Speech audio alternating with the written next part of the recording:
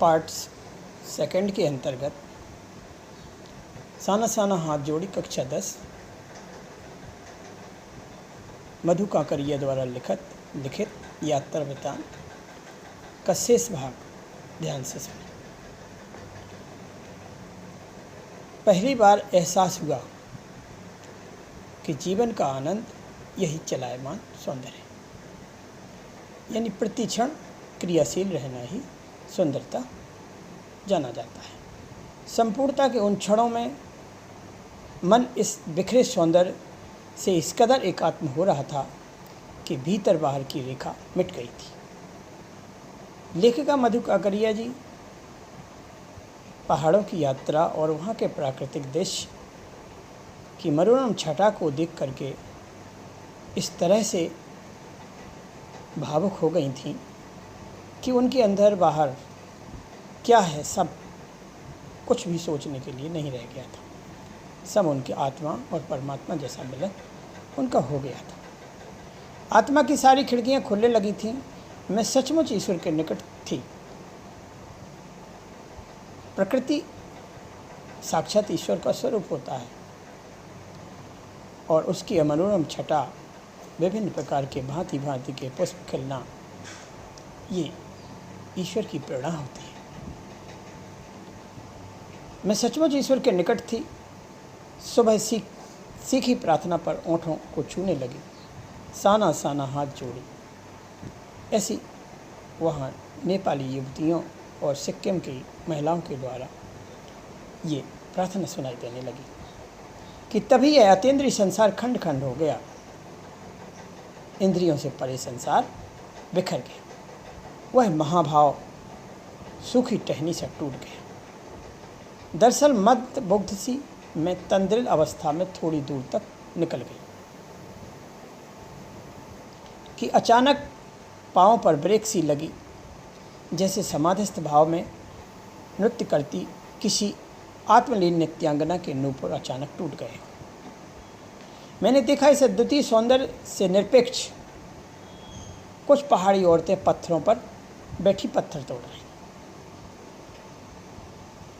गुथे आटे सी कोमल काया पर हाथों में कुदाल और हथौड़े। लेखिका का अचानक ध्यान भंग हो गया। क्यों हो गया? क्योंकि वहाँ पर उसने सुंदर काया वाली पहाड़ी स्त्रियों को पत्थर तोड़ते हुए देखा। लेखिका अपने रंग रूप के हिसाब से थोड़ा सांवली थी। उनका मन विचलित हो गया। उन्होंने कहा कि इतने सुंदर प्राणी, इनको पत्थर तोड़ने का काम विधाता ने क्यों दिया?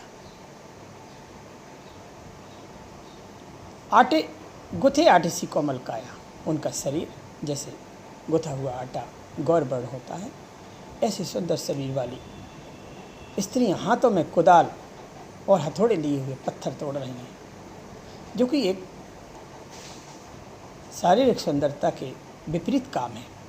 कईयों की पीठ पर बंधी बड़ी बड़ी टोकरियां बंधी हुई हैं।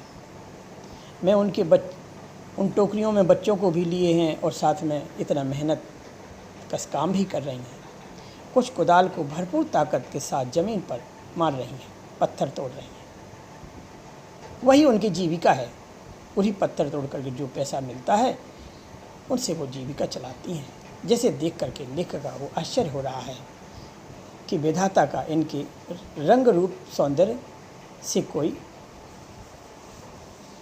कोई भी न्याय नहीं है, क्योंकि इनको जैसा शरीर दिया है वैसा ही काम मिलना चाहिए था। ऐसा विधाता से वो प्रार्थना कर रहे। इतने स्वर्गीय सौंदर्य, नदी, फूलों, वादियों और झरनों के बीच भूख, मौत, चैन और जिंदा रहने की यह जंग, मामत्व और श्रम साधना साथ साथ। शरीर जीवित बना रहे, इतनी ऊंची पहाड़ियों पर आ रही हैं केवल जीवित रहने के लिए कुछ कार्य जो भी मिल रहा है बेबस होकर के कर रही हैं। मातृत्व भाव भी है। बच्चे हैं तो उन बच्चों को भी 7 टोकरियों में काम भी कर रही हैं। अपनी श्रम साधना में लगातार जुड़े हैं। कितना दुर्गम जीवन है। वहीं पर खड़े BRO के, BRO मीन्स होता है बोर्ड रोड ऑर्गेनाइजेशन, यानी जो BRO जो रोड बनाते हैं उनके कर्मचारी खड़े वहीं खड़े हैं। उनसे लेखा ने पूछा, यह क्या हो रहा है? उसने चुहलबाजी के अंदाज में बताया कि जिन रास्तों से गुजरते हुए आप हम शिखरों से टक्कर लेने जा रही हैं, उन्हीं रास्तों को ये पहाड़नी औरतें चौड़ा बना रही हैं और उसी के लिए ये रात दिन काम कर रही हैं। बड़ा खतरनाक कार्य होगा। यह मेरे मुँह से अकस्मात निकला।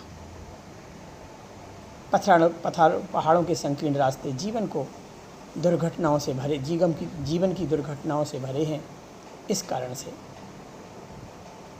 लेखा ने उनसे पूछ करके उसके बारे में जानकारी दी। वह संजीदा हो गया, कहने लगा, पिछले महीने तो एक की जान भी चली गई थी।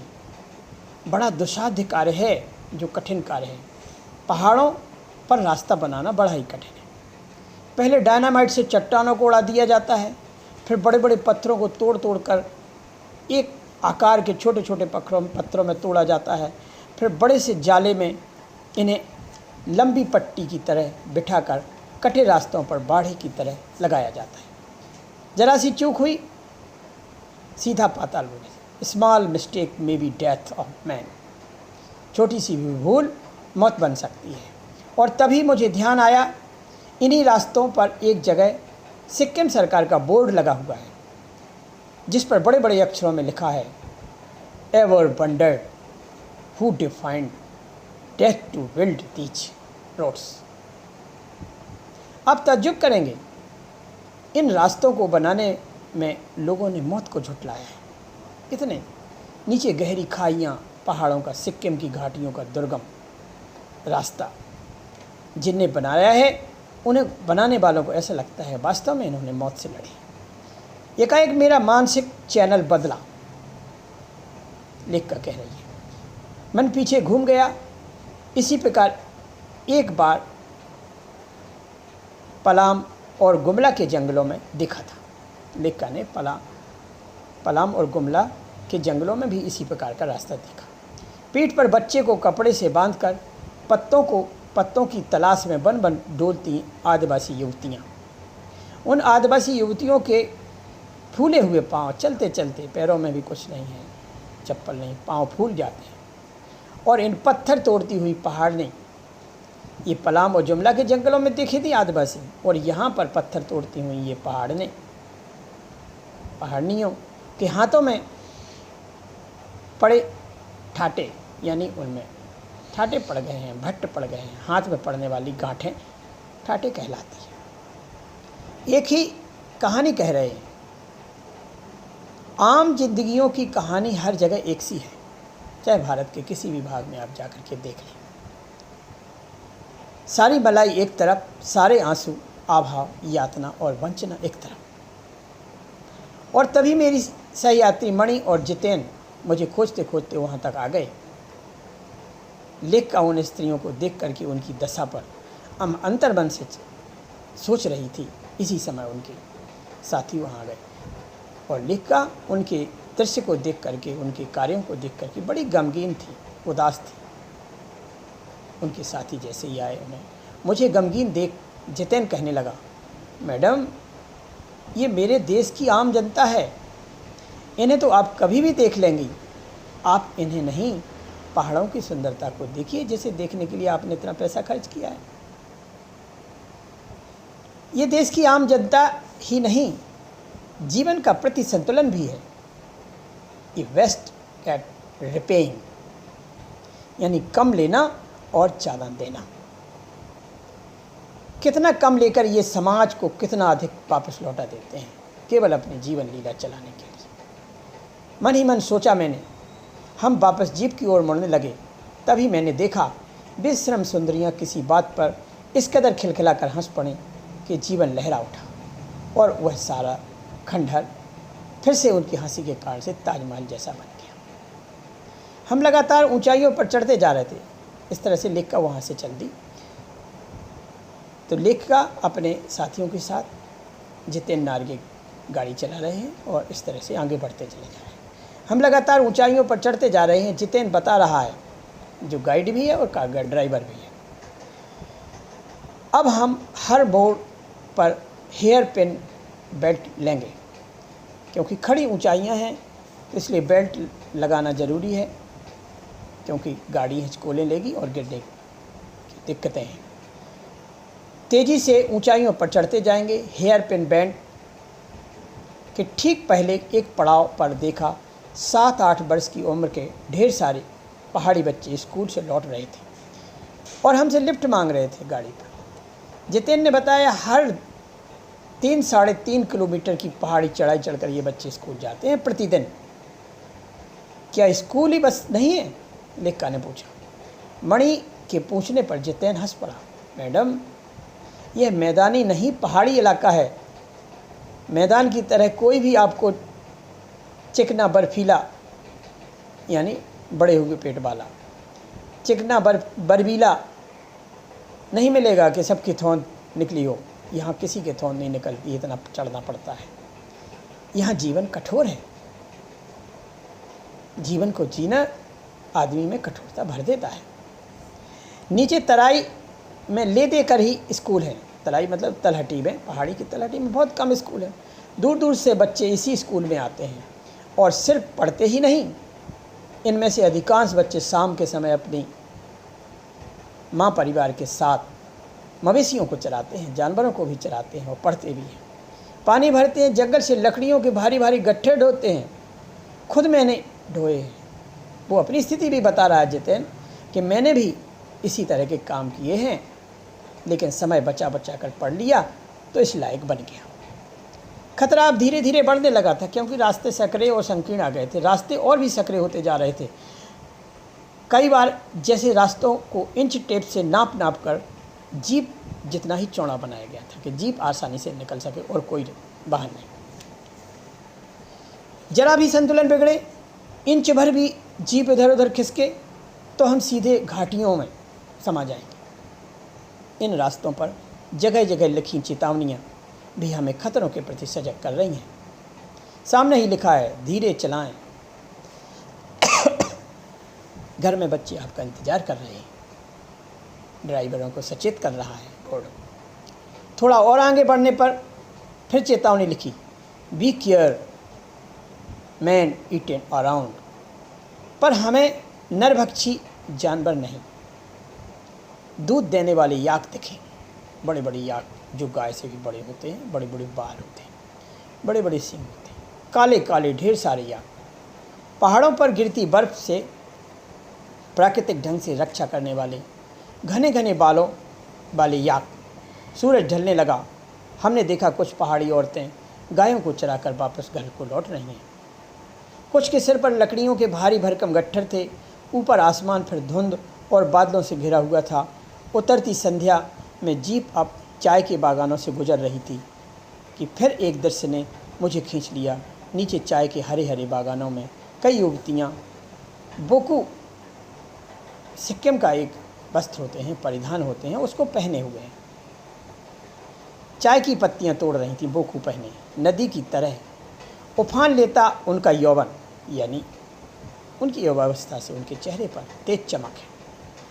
श्रम से दमकता हुआ गुलाबी चेहरा है। परिश्रम कर रही हैं, फिर उनका जो चेहरा है वो दमक रहा है। एक युवती ने चटक लाल रंग का बोकू पहन रखा है। सघन हरियाली के बीच चटक लाल रंग डूबते हुए सूरज की स्वर्णिम और सात्विक आभा से कुछ इस कदर इंद्रधनुषी छटा बिखेर रहा है कि मंत्रमुग्ध सी चीख पड़ी। देख करके ही मन आनंदित हो गया। इतना अधिक सौंदर्य मेरे लिए असह्य था, सहन नहीं कर पा रही थी देखकर। युमथांग सिक्किम घाटी वहाँ का एक बड़ा शहर है। युमथांग पहुँचने के लिए हमें रात भर लायोंग में पड़ाव लेना पड़ा। गगनचुंबी पहाड़ों के तल में सांस लेती एक नन्ही सी बस्ती लायोंग। सारी दौड़ धूप से दूर जिंदगी जहाँ निश्चिंत सो रही थी, उसी लायोंग में हम ठहरे थे। बगल से बहती हुई तिस्ता नदी के तीर पर बसे लकड़ी के एक छोटे से घर में मुँह हाथ धोकर मैं तुरंत ही तिस्ता नदी के किनारे बिखरे पत्थरों पर बैठ गई थी। सामने बहुत ऊपर से बहता हुआ झरना नीचे कल कल बहती तिस्ता नदी में मिल रहा था। मध्यम मध्यम धीरे धीरे हवा चल रही थी। पेड़ पौधे झूम रहे थे। गहरे बादलों की परत ने चांद को ढक रखा था। बाहर परिंदे और लोग अपने घरों से लौट रहे थे। परिंदे यानी पक्षी। पक्षी भी अपने घर को लौट रहे थे और लोग भी अपने घरों की लौट रहे थे। वातावरण में अद्भुत शांति थी। मंदिर की घंटियों से घुंघरुओं की रुंझनाहट सी आवाज़ें आ रही थीं। आंखें अनायास भर आईं। ज्ञान का नन्हा सा बोधिस्त्व जैसे भीतर उगने लगा। लेखिका का मन अध्यात्म हो चुका था। वही सुख शांति और सुकून है। वो समझ रही है इन्हीं घाटियों में, ये कर्मठशील व्यक्तियों के बीच में ही शांति और सुकून है। यहाँ देखना रहना, जहाँ अखंडता संपूर्णता है, अखंडित संपूर्णता है। क्योंकि संपूर्ण आदमी परिपूरित हो जाता है तो उसकी सारी इच्छाएं मर जाती हैं। हमेशा व्यक्ति के अंदर चाह बनी रहे तभी वो कुछ कर सकता है। परिपूर्ण संसार में कोई नहीं होता है, और जो अपने आप को परिपूर्ण समझ लेता है वो रुक जाता है, उसके सारे विचार वहीं रुक जाते हैं। इसलिए अखंडित संपूर्णता रहे, यानी हम संपूर्ण न रहें, प्रयास किसी न किसी चीज़ के लिए अग्रसर रहें। जीवन भर शिक्षा होती है, अगर हम शिक्षा का जीवन भर पालन करें तो भी हम परिपूर्ण नहीं हो सकते। संसार की कोई भी निधि संपत्ति धन हमको परिपूर्ण नहीं कर सकता है। संपूर्ण ज्ञान भी हमको परिपूरित नहीं कर सकता है, लेकिन हमें निरंतर प्रयास करते हुए ज्ञान की ओर बढ़ना चाहिए और अपनी पिपासा को जगाना चाहिए। पेड़ पौधे, पशु पक्षी, आदमी सब अपनी अपनी लय, ताल और गति में हैं। हमारी पीढ़ी ने प्रकृति की लय, ताल, गति से खिलवाड़ कर अक्षम अपराध किया है। कहीं वृक्षों को काटा, कहीं नदियों को रोका, कहीं कुछ। तो इस तरह से प्रकृति से खेलकर व्यक्तियों ने कई प्राकृतिक रूपों को बदल दिया। हिमालय अब मेरे के लिए एक कविता ही नहीं, दर्शन बन गया है। अंधेरा होने के पहले ही किसी प्रकार डगमगाती शिलाएं यानी पत्थरों से होकर तिस्ता नदी की धार बहते नदी को अपनी अंजुलि में भारा तो अतीत भीतर धड़कने लगा। स्मृति में कौंधा। हमारे यहाँ जल को हाथ में लेकर संकल्प किया जाता है, पर मैं संकल्प की स्थिति में नहीं हूँ। भीतर थी एक प्रार्थना, एक कमज़ोर व्यक्ति की प्रार्थना। भीतर का सारा हलाहल यानी सोच, जहर निकल लिया। सारी तामसिकताएं बह गईं इस वातावरण में। तामसिकताएं यानी बुरी प्रवृत्तियां, बुरी सोच। इसी बहती धारा में, तिस्ता की धारा को देखकर, सुंदर धारा को ऐसे लगा जैसे घर के शरीर के अंदर की सारी तामसिकताएं इसी में बह गई। रात धीरे धीरे गहरने लगी। हिमालय ने काला कंबल ओढ़ लिया। जितेन ने लकड़ी के बने खिलौने से उस छोटे से गेस्ट हाउस में गाने की तेज धुन पर जब अपने संगी साथियों के साथ नाचना गाना शुरू किया तो देखते देखते एक आदिम रात्रि का महक से, परियों की कहानी से मोहक रात महक उठी। यात्रा कर रहे हैं रात्रि में, नाच गीत संगीत में मस्त हैं। मस्ती और मादकता का ऐसा संक्रमण हुआ कि एक एक कर हम सभी सैलानी गोल गोल घेरा बनाकर नाचने लगे। मेरी 50 वर्षीय सहेली मणि ने कुमारियों को भी मात दी और जानदार नृत्य प्रस्तुत किया। हम सब अवाक रह गए, यानी मुझसे कोई शब्द नहीं निकला। कितना आनंद भरा था उसके भीतर। कहाँ से आता था आनंद? जब आदमी प्रसन्न होता है तो प्रसन्नता से मंत्रमुग्ध होकर के वो अपने विचार प्रकट करता है। तो इसके साथ ही अब अगले भाग में आपको बताएं।